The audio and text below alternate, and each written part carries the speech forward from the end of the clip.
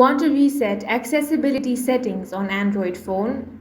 In this video, I will guide you step by step on how you can reset accessibility settings. The first thing you want to do is launch open settings on your Android device. Now scroll down, find the option of General Management, tap on that. Now from this list, find the option of Reset, then select that. Now, you have the option of Reset All Settings, Reset Network Settings, and Reset Accessibility Settings. Tap on the third option.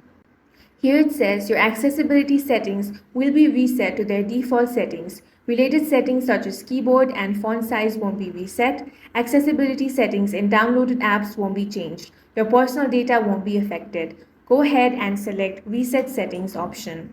Now you will have to enter your PIN, then tap on the Reset option. Once you do that, your accessibility settings will be successfully reset, and that's all for this video. If you found it useful, make sure to hit the like button and subscribe for more videos like this.